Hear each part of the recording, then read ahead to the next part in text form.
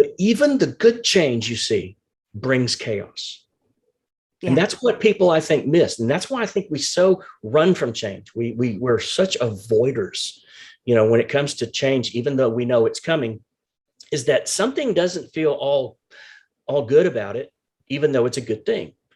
I still have to get out of my comfort zone. I still have to adjust to differences.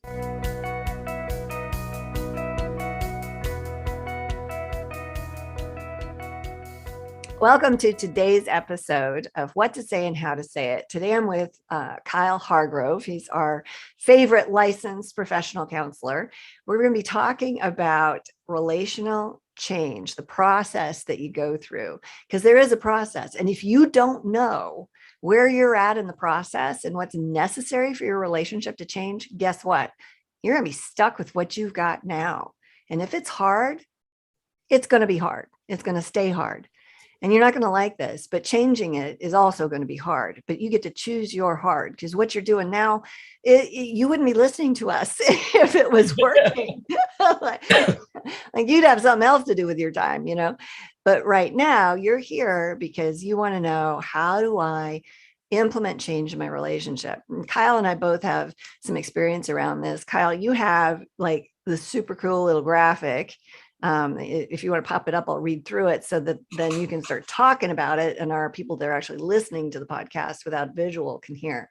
So that first thing is change, second's chaos, then conflict, and then confrontation. So change, chaos, conflict, and confrontation. All of those are C words that are, well, a lot of people don't like those words, Kyle. So what do you say? Well, have you ever heard someone say to you, this may get worse before it gets better? Oh, yeah. Yeah. Well, when we talk about the concept of change and actually are realistic about it, instead of having our fairy tale ideas that say, these are things that aren't so great, but they're going to change. We're going to change them. I have a lot of hope, and things like that in getting these done. And one of the things we don't realize, all four of these words are things that people typically have a negative connotation with. Mm-hmm.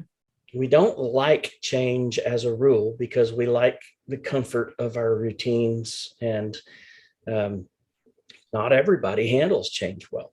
Right.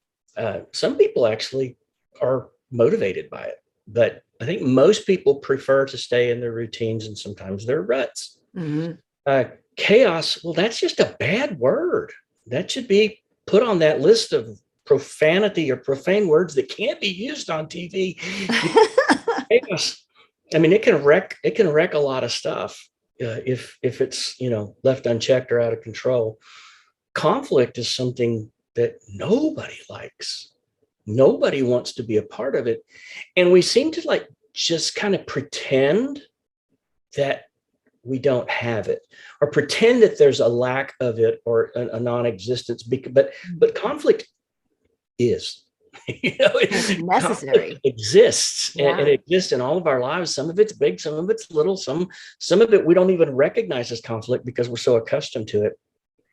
And then that last word, the confrontation, and man, that is like the king daddy of bad stuff. We will avoid it at all costs. We will run the other direction. We will pretend we are sick. We'll pretend we're dead.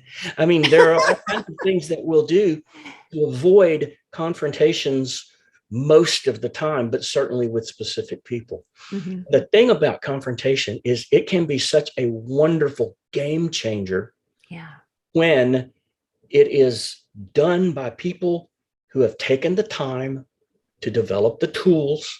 And none of them are crazy. None of them are outlandish. You don't have to be a professional for this, but you take the time to develop the tools, and you're willing to set your ego aside and say, in this confrontation, we are both here, or we're all here, or whatever it is. Sometimes it's a confrontation between people in my own head, so we're all gathered here today to resolve problem, to resolve an issue, to resolve a conflict that came about as a change, rather than saying at the end of the day, oh, we have a winner over here and, the loser over here. No, Yeah. no, no. If that's the objective of the confrontation, which in our default settings, it is. Yeah. In our default settings, a confrontation means I'm going to win, you're going to lose. I'm right, you're wrong. Mm-hmm. One of those types of scenarios. So well done confrontation leads to effective change and leads to really the ability to move forward and progress. So I have two friends that I hope they don't listen. Well, I guess I should just tell them. Anyway, I'm going to talk about them without identifying who they are. Both of them came to me separately and told me about this thing that happened between them. One of them said something that the other got their feelings hurt by. And so the one who had the hurt feelings came to me and is like, what do I do with this? And I said, well, what do you want to do with this? And she said, well, I want to work through this. I want to feel better. I don't like where things are and it makes me guarded. And, so I said, well, then do something with it. What do you know to do? You're good at this stuff. She said, well, I guess I'll go talk to her. So she did. She went to her and said, hey, is this a good time? Like she knows this. So she said, is this a good time to have a hard conversation with you about something that was said that hurt my feelings? And the other person, my other friend, said, well, yeah, we can do that now. Absolutely. So, but I know that she would have respected it if it had not been a good time, right? But it was. So she says, yeah, I can do this. So then she tells her, I know you had good intentions. I know you didn't mean to hurt me when you said this. And I also know that I'm being a little bit overly sensitive about it. But this is what happened and how I received it. And I felt like I needed to let you know that. And the other person got defensive. My other friend got defensive. I know. And she was like, well, the reason I said that was, and my friend went, oh, she can't hear me. She's not where I thought she was. And she pivoted right then and there. She pivoted. She's like, so if I understand, so then she's in the leader seat. She's not sitting in the you wounded me seat anymore. She's in the, when she was leading when she was doing it anyway, but this was really cool. She pivoted into a different space and she says, so let me see if I get you. You said what you said because XYZ and XYZ and got agreement, is all, yeah, exactly. And yeah, that's it. Yeah, that's exactly what. And then she goes, well, are you open to a different perspective? And took another crack at it. And this time it was heard. She was able to say, when you said this to me, it made me feel da, da, da. So she started all over again. Right. And this time my other friend heard her and went, oh yeah, I can totally see how you would have heard that. And I'm really sorry. I shouldn't have had that, da, da, da, da. Just all of that back and forth. And it was so cool to, listen to both of them have the conversation. Because when my other friend talked to me about it, and neither one of them, well, they might know now. Like neither one of them knew the other was talking to me. But when she said, she's like, I can't believe that, such a small thing would hurt her like that. I feel terrible that, and I don't know what to do with that. And da, da, da. And so there was just a lot of listening that went back and forth and all of it. And both of them ended up, acting like grownups, moving forward in love, all of it. But they stayed in the moment. That there was no, will you always, or you never, or, back when it was just, and because of that, my friend A, if you will, who was initially the one that was being too sensitive about it, or, got her feelings hurt or whatever, said that she was able to just move and be with the other person. And I don't think she would have done that if she'd have expected the other person to, she didn't need from the other person. There was nothing needy about either of them in that space. And both of them are just operating with, here's what's on the table. Let's look at it. And, I'm supposed to be a coach and, all that stuff. There's times where I'm not a great listener and I get defensive too. And so, for somebody to be listening to me in that and then be able to level up their skills and do what I need done so that then they can get what they need from me or want from me. I mean, that's pretty powerful stuff. Yeah. But to go out and start confrontation means you value the relationship in the first place. Yes. And let me take just a tiny rabbit trail here. Yeah. It's something, three things I see in this confrontation that just went boom, boom, boom in my mind. And for three thoughts in my mind at one time, that's blowing it. I'm That's a telling you. lot, man. That's a lot. But number one, she came to the person and asked, Yes. is this an okay time? You know, I Mhm. mean, what a gift. Yeah. To have somebody that is respectful enough about a situation that they're willing to ask permission. Is this an okay time? Because I kind of need to talk about this, and it might not be the easiest conversation we've ever had. Right. Secondly, she admitted that her feelings were hurt. Yeah. She was honest about how something that was said or done made her feel. And she owned that and admitted it and laid it out there on the table to be dissected, basically. Mhm. And third, she adapted when the first time through, the message didn't get there. She was so willing to do this and so willing to work toward resolution. It would have been so easy to just throw her hands up and say, I can't talk to you about this. Right. And You know, and we do you that. obviously don't get it. You obviously are more Yep. concerned about yourself and your own, but she didn't do that. She said, do a little wheelie 360 thing there and Yep. say, we're going to come back around the other side of it. And I'm going to adapt and I'm going to flex to the situation because it's worth it. Yeah. Yeah. It's worth it. This relationship is worth it. And this confrontation is going to help us continue the relationship and maybe even make it stronger rather than the fear that we have that because we have conflict and confrontation, relationship is over. Right. Yeah. That is a generational thing that's way up front in the running right now, unfortunately. Yeah. Conflict and confrontation means we're splitting up. We're getting a divorce. Yep. And most of that is because we don't want to take part in that. We don't want to do the work. And it is work. It is work. And people don't know what to do. And they don't, they're afraid because, you're right. Change, chaos, conflict, confrontation, all of those are scary words for most people. But if you do it, if you choose to step into that, if you go get some skills, you stop. I love Dr. Jordan Peterson, and his first thing is stop lying. You don't know how to tell the truth yet, but at the very least, stop lying. How are you today? Well, I'm fine. No, you're not, like stop lying about how you are. And when we tell the truth, well, and we don't have to, we'll talk about your spleen and your, whatever else is going on with you physically. You don't have to get into major details around it, but the reality is we lie all the time, and it betrays our sense of identity. It betrays ourselves, and we lose the ability to interact in healthy ways in relationships the more we do that. We also lose credibility when that is our MO. When that's the way we normally are, is we're going to say the same thing regardless of what's true.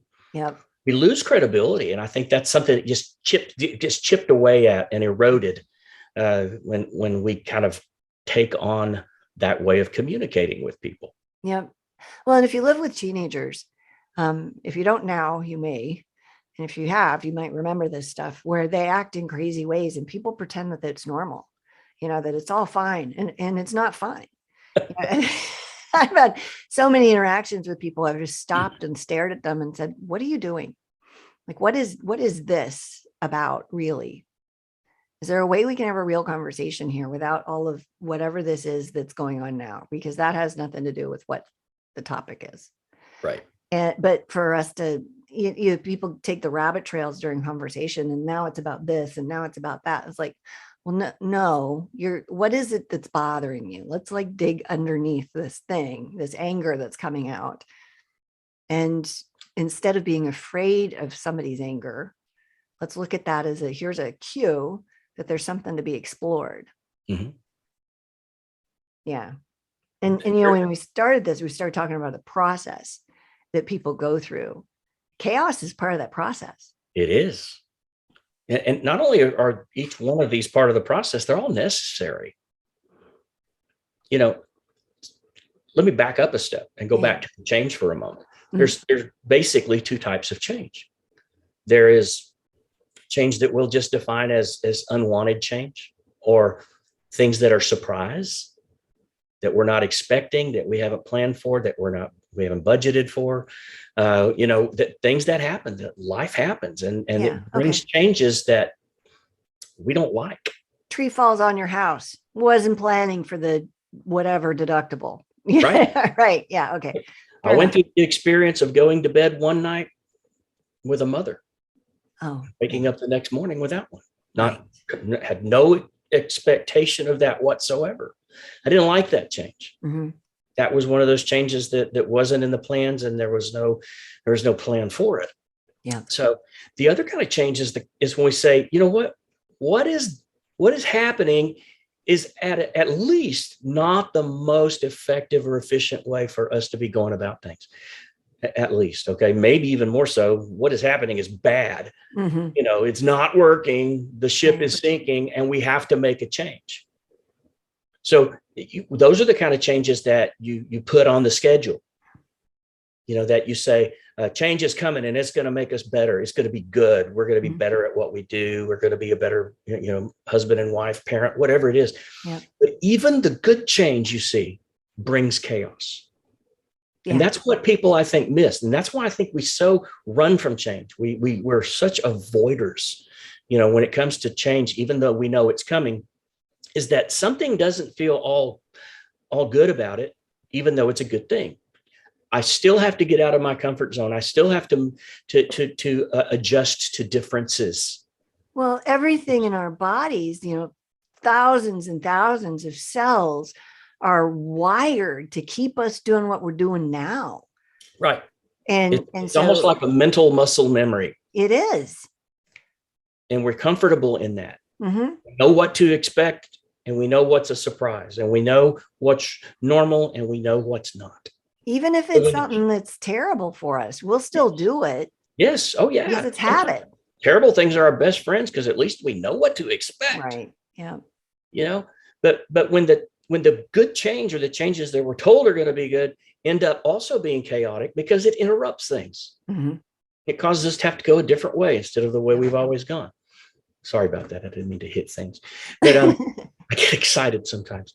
But it just interrupts our normalcy, mm-hmm. and we don't like that. And so we run from it, or we avoid it, instead of embracing it and saying, I'm in. Mm-hmm. And yes, it may feel worse before it feels better. It doesn't mean it's going to be worse, but it may feel worse because I'm uncomfortable with this. It's new. I have to get accustomed. I need a break-in period, Well, we need to expect that. Yeah. We need to expect it to be more uncomfortable and even worse before it gets better, for sure. So many of us don't want to even give the opportunity to expect it, to ourselves or to others. Mm-hmm. It's like, I don't want that to be there, so I'm not going to expect it. Right. Yeah. Which then just makes us more surprised later. Yeah. Yeah. So I had a client this week that was going to have a hard conversation with her husband in front of a marriage counselor. And she's like, I don't think I could. And he asked me this question, and I'm supposed to answer it, and I don't think I can answer it. And I'm like, well, why is that? She goes, well, if I answer it and I tell the truth, it's just going to upset my husband, and he's going to say all these things. It's going to be ugly. And I said, okay, so is he saying all these things now? And is it ugly now? And she goes, well, yeah. I said, okay. So you're going to not say anything in the safest environment that you've got. Yes. Because why? And she goes, well, because he's just going to react ugly. I said, okay.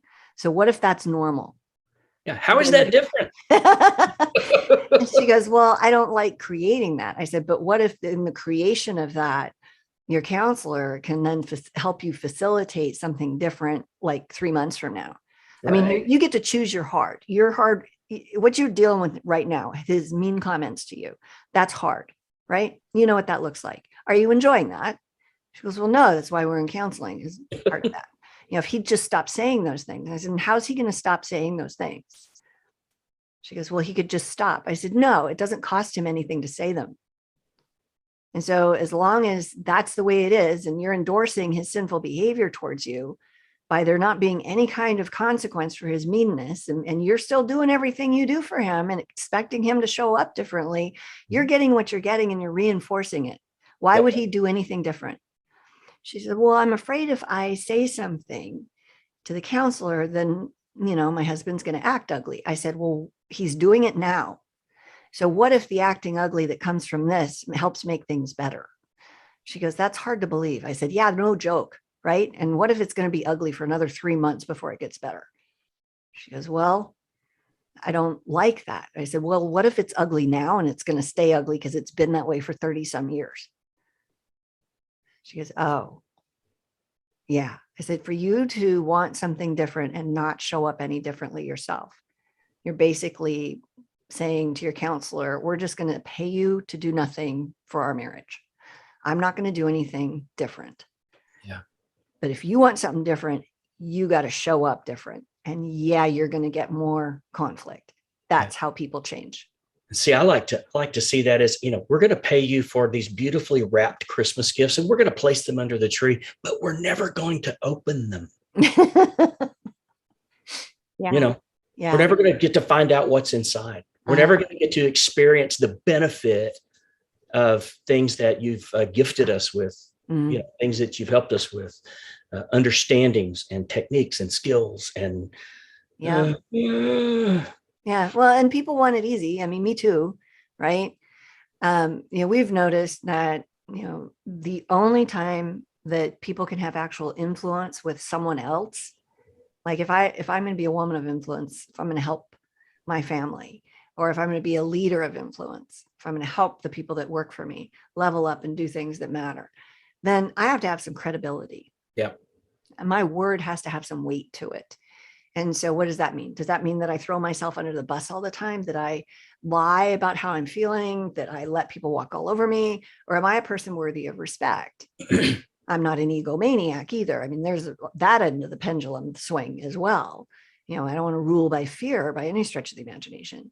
But if I haven't demonstrated that I have mastery over myself, if I'm not filled enough with the Holy Spirit, and I don't have to be perfect, but if I don't have enough Holy Spirit power to have some self-control in my mouth, in my behavior, in the things I do and don't put in my body, in the way that I sleep or not sleep or exercise or whatever, the words I do and don't say, if I don't have friends in my life, if I don't have basic adulthood mastered, there is no way I'm going to have any kind of influence with somebody else.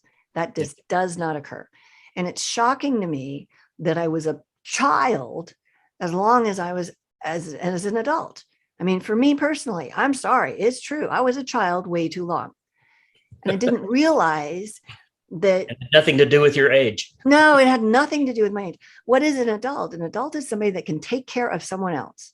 They can take care of themselves. And then on top of that, they can take care of someone else. And want to. And want to. That's right. It's a privilege. It's an honor. It's a responsibility that's embraced because adults take on responsibility. That's just part of being an adult. It's what you do. And you'll take on as much as you can.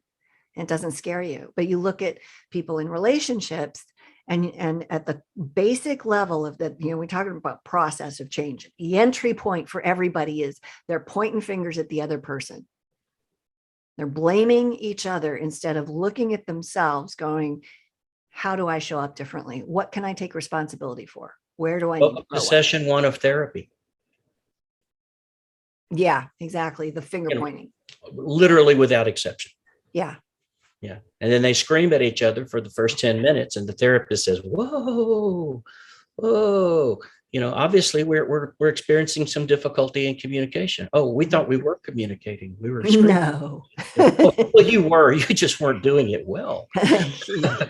So, and it's like that kind of stuff goes into this mode of, okay, we're going to do this for a while. We don't really expect anything to come of it. It's just what we do. Mm-hmm. Yeah. Stop it. It doesn't work. This doesn't work, but what's great is when either we can turn that or somebody actually comes to therapy, and they're saying, this is something I'm struggling with. I want to learn, mm-hmm. I'm going to lay myself open and show you the real me. And how can you help me where I hurt? Yeah. Or where I'm hurting someone else. Yep. No, that's a thing. I had I had a great conversation with somebody, and I love what they did. They told their spouse, look, I've apologized for XYZ. I've repented of that. I've gone a completely different direction. Your choice to not forgive me is about what's inside of you. And Yes. I don't want to hear about this again. And so you're free to talk about it with whoever you need to talk about it with to go get healing and whatever. And if there's something specific you need from me, okay. But you can't keep blaming me for your misery here, because I'm not doing that anymore.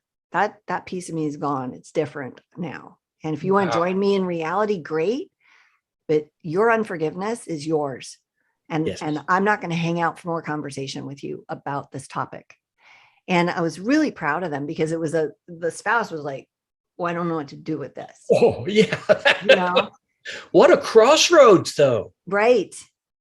An intentional, I'm going to choose this, and you get to choose whether you come with me or not. Yep. Yeah. I like that. Yeah, I know, right? Stuff. Yeah, you're giving out A's over there, I can tell. Well, we need to have those kind of self-respecting things. But the element there also was I repented, which means I turned and went the other direction. I apologized, I owned it, and I know this person, so I know they were truly remorseful about it. Right. It wasn't I'm sorry, I'm better now. It wasn't a flippant whatever. But people do that, and then they still blame the other person. They stay focused on blaming.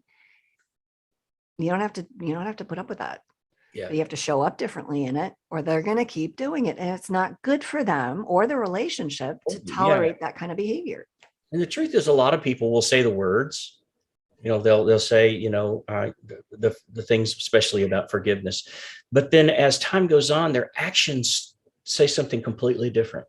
And I think when they say the words, they want to be genuine in what they're saying and what they are hoping to accomplish for the relationship. They're just not. Mm-hmm. They're still inwardly focused on their own pain, maybe the disappointment, and so forth. And until they can get out of that, recognize it, see it for what it is, deal with it, and then say it's time to make changes. That are going to help us take leaps and bounds forward, even though there are going to be some bumps in the road. We'll call those chaos, confrontation, and conflict.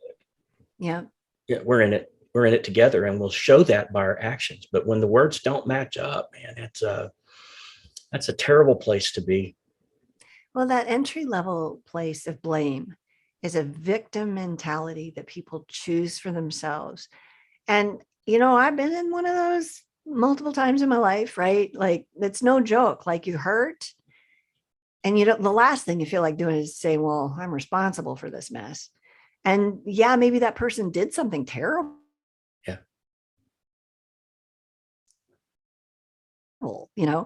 It's all the terrible thing that they did.